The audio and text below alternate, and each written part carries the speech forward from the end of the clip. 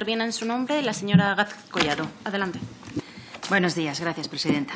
En primer lugar, como siempre, quiero tener un recuerdo hacia las más de 40.000 víctimas del COVID-19 y dar mi pésame a sus familiares y amigos. Quiero también animar a los que todavía están luchando por superar esta grave enfermedad y sus graves secuelas y reconocer asimismo el inmenso esfuerzo de las personas que se han encargado de atender a todos los enfermos. Señora ministra, nos alegramos al fin de tenerla en esta comisión. Nos hubiera gustado conocer las líneas generales de su ministerio en febrero, cuando la mayor parte de los ministros informaron a sus comisiones o, como usted misma, hizo ante la Comisión de Exteriores, antes de la crisis del COVID. Aunque usted hoy comparece para informar sobre ambos asuntos, líneas generales y crisis del COVID, en mi intervención trataré de separarlos porque creo que son temas diferentes. En primer lugar, me referiré a las líneas generales de la cooperación española. El compromiso del Partido Popular con la cooperación española es incuestionable. Fue con un gobierno del Partido Popular cuando España decidió, en 1998, sumarse al grupo de países desarrollados de la OCDE, que tenía una política de Estado en cooperación internacional. Fue entonces, con un gobierno del Partido Popular, cuando en este Congreso se decidió crear un marco normativo para la cooperación, vigente todavía hoy en día, y, por cierto, aprobado entonces por unanimidad. Como también fue política de Estado el fijar el objetivo de 0,7 del PIB como horizonte de ayuda al desarrollo, mucho más alto que el que usted se ha fijado hoy del 0,5 y más comprometido. No fue casualidad, señora ministra, aquel consenso, repito, por unanimidad, que fue fruto del esfuerzo de un Gobierno popular por hacer de todas las vertientes de la política exterior una verdadera política de Estado. Para comenzar, estableciendo una comunicación permanente con el partido que lideraba entonces la oposición de esta Cámara, el Partido Socialista Obrero Español. Por desgracia, esa vocación de Estado respecto a la política exterior en general y a la cooperación internacional en particular ha dejado de existir. Hoy nos ha hablado de consenso. Pero, señora ministra, usted ha tenido la oportunidad de mantener la cooperación como una política de Estado. Y hasta el día de hoy nadie se ha dirigido a esta portavoz, ni a la de la Comisión de Asuntos Exteriores, ni a la portavoz de la Unión Europea, para tener el detalle de informar o proponer un gran acuerdo con algo que afecta a la imagen y el prestigio de nuestro país. Le pido que lo reconsidere y nos tenga en cuenta. Respecto a las líneas generales de la cooperación española, tengo varias preguntas que hemos formulado por escrito también y con vagas respuestas. Puede que algunas le suenen, pero es que la vaguedad de las respuestas nos obliga a repetirlas y consideramos que son relevantes. ¿Cuál es el alcance que tiene o tenía pensado para la reforma legislativa de la cooperación conforme a lo que los han comunicado los responsables de las ONGs? Creemos que esta Cámara, como he dicho, efectivamente es el lugar adecuado para debatirlo. ¿Cuál es el grado de ejecución de las partidas presupuestarias de los presupuestos generales del Estado destinados a la cooperación española? Señora ministra, ¿y cómo piensan reasignar los recursos no utilizados? En cuanto al presupuesto de cooperación, ¿puede decirnos cómo afectarán las negras perspectivas económicas enviadas por su propio Gobierno a Bruselas a los fondos de cooperación no ejecutados? ¿Puede informarnos de los cambios producidos en el último año en la estructura de la cooperación española? Me refiero a los nombramientos del personal a su cargo en la estructura técnica de la cooperación. Son muchas preguntas, pero también mucho tiempo transcurrido desde su nombramiento y esta es la primera comparecencia. También querríamos conocer, con el mayor nivel de detalle, el grado de cumplimiento del quinto plan, aún vigente, y de los trabajos y proyectos relacionados y realizados en el último año tanto por la Agencia Española de Cooperación Internacional como por la Oficina de Acción Humanitaria. En esta misma línea, a nuestro grupo le gustaría conocer las directrices del borrador del próximo plan director de la cooperación, en caso de que ya estuviera redactado o al menos estuviera en vías, antes de enterarnos por la prensa o por el BOE. Desde una perspectiva sectorial, solicitamos que dicho plan tenga especialmente en cuenta el Fondo del Agua y el FROMPRODE. El abastecimiento de agua tratada o potabilizada y el saneamiento para toda la población mundial son dos grandes retos para los próximos años. La depuración de aguas residuales es absolutamente necesaria para la salubridad de habitantes y hábitat. Ya eran grandes retos ahora, pero con la pandemia se han puesto de manifiesto que son mayores. En el Grupo Popular consideramos prioritario dotar de una partida presupuestaria suficiente a estos proyectos centrados en el ciclo del agua. Desde esa misma perspectiva sectorial, consideramos imprescindible escuchar y recoger las propuestas de las organizaciones no gubernamentales. Nosotros lo estamos haciendo a diario. Nos consta que existe una gran demanda y preocupación en el sector ante un posible parón en seco de la cooperación española, muy principalmente respecto a los fondos destinados a cooperación y sus prioridades. Le recomiendo que escuche sus proyectos y opiniones, porque conocen bien la situación, están a pie de terreno. Nosotros nos encargaremos también de canalizar sus demandas en esta comisión. Respecto a las prioridades geográficas, he de decirle que tenemos una enorme preocupación. La deriva de la ultraizquierda de su Gobierno no puede hacer que la cooperación internacional española una herramienta ideológica más propia del siglo XX que del siglo XXI. Dicho de otra forma, por más que un gobierno haya ministros que se autodefinen como nostálgicos del comunismo, un país moderno del siglo XXI no puede permitir que los fondos de cooperación acaben en manos de viejos dictadores que solo tratan de perpetuarse en el poder.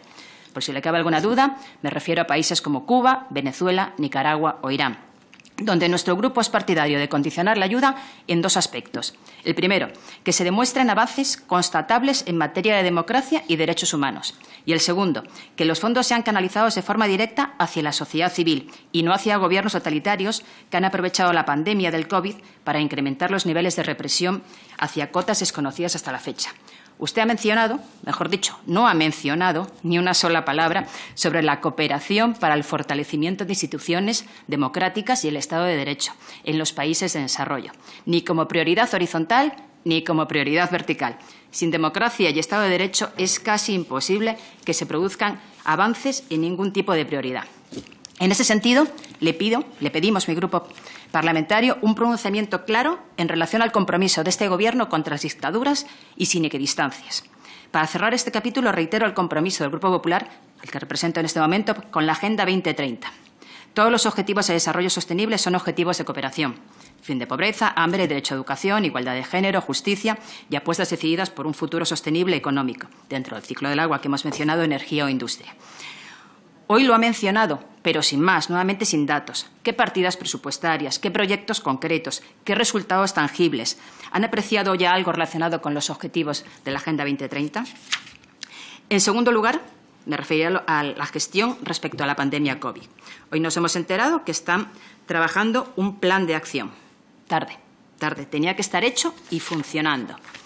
Mire, yo la creo que por la felicidad que transmitía en esa manifestación del 8M, usted no era consciente del riesgo que corría ese día, al igual que miles de mujeres que asistieron. De haberlo sabido, supongo que habría pedido que no se le acercaran o la mano no, tía, como alguna de sus compañeras en el Consejo de Ministros. Y no fue el caso. Yo creo que a usted, como a mí, que ha hablado de feminismo, no le avisaron del peligro. Mujer protegiendo a mujer, que dice mi compañera Margarita Proens. Yo me hubiera gustado a mí y a mi salud que la señora Montero me hubiera informado de lo que sabía y no haber puesto en peligro mi vida y muchas otras. Ese supuesto desconocimiento suyo implicaría la inacción y retrasos y contradicciones de su ministerio durante las primeras semanas, al extremo de que fuera al borde de la declaración del estado de alarma y el cierre de fronteras cuando se emitió la recomendación de volver a miles de compatriotas, dejándoles prácticamente sin margen para hacerlo. Esta crisis COVID ha dañado y está dañando gravemente nuestra imagen internacional como país serio. La estadística oficial de su Gobierno no es reconocida internacionalmente. Los medios de comunicación internacional no salen del asombro de la inexactitud de nuestros datos y directamente no dan crédito a este Gobierno. Y tampoco ayuda a las falsas referencias a estudios internacionales inexistentes, como el Johns Hopkins o el falso ranking de la OCDE, construido a partir de datos falsos enviados por el Gabinete de la Presidencia del Gobierno, o el caos relativo a las compras de material sanitario con la intervención de su departamento. Es que estamos fuera de todo en el marco internacional. Francia, Alemania, Italia y Países Bajos han acordado unir fuerzas para la vacuna que ha mencionado un compañero. España nuevamente se ha quedado fuera. Alianza inclusiva por la vacuna. Colaboración público-privada. Un craso error no estar dentro, pero bueno, todos los países que he mencionado reconocen errores en la gestión de la crisis, menos Pedro Sánchez, que evidentemente no reconoce ninguno. Puede poner a disposición de los españoles, hablando de las compras de material sanitario, y informar de una vez de los importes, intermediarios, comisiones, gestiones realizadas, así como del procedimiento seguido. ¿Se respetó el procedimiento habitual? ¿Improvisaron una fórmula diferente? ¿Más opaca? Tiene una magnífica oportunidad para contestar ahora. Y se lo vuelvo a preguntar porque los españoles siguen viendo vulnerado su derecho a conocer todas estas informaciones a través del portal de transparencia, sobre el que decretaron un apagón informativo muy poco ejemplar hace ya casi 100 días.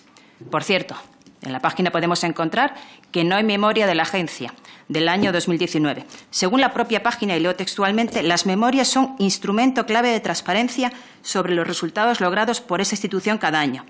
No hay memoria del año 2019. No hay plan anual del año 2020. Y si no hay memoria, mucho menos hay cuentas, que tampoco la hay. De verdad que este Gobierno tan opaco sería la envidia de Lenin, por lo menos. Nuestro grupo ha presentado ya en abril una proposición no de ley instando al Gobierno a destinar los fondos de la cooperación a la lucha contra el COVID desde una perspectiva multisectorial. Hemos visto que la pandemia lo que ha significado para un país desarrollado como España, cobrándose cientos de vidas. De hecho, tenemos las peores cifras de todos los países.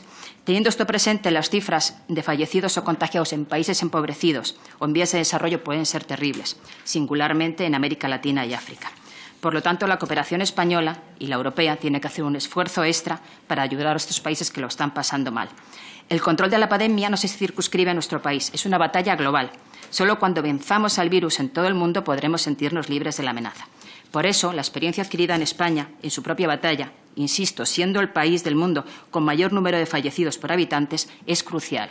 Todos los errores de los últimos meses son una importante fuente de experiencia. Y por eso le pedimos que desde la humildad... Señora Gázquez, lo lamento, tiene que terminar. Estoy acabando. De todas formas, hablar hoy de tiempo, Presidenta, es casi una ironía. Todos los errores de los últimos meses no son una importante fuente de experiencia. Por eso le pedimos que desde la humildad y no desde la prepotencia, aprendiendo de los errores y no atribuyéndonos falsos éxitos, seamos capaces de compartir una experiencia que ahora sí que sí puede salvar vidas. La ignorancia sobre el virus ha hecho adoptar soluciones no acertadas, tanto médicas, de prevención o sociales. Es imprescindible que esta prueba-error se transmita a países que están padeciendo el virus de forma más tardía y más virulenta. Todas estas medidas tienen que planificarse a su vez con agilidad para ser cambiadas con la rapidez que insta la situación. Por eso, por todo ello, esperemos, ministra, que se ponga a trabajar. Muchas gracias. Muchas gracias. Y ahora, por parte del Grupo Parlamentario Socialista.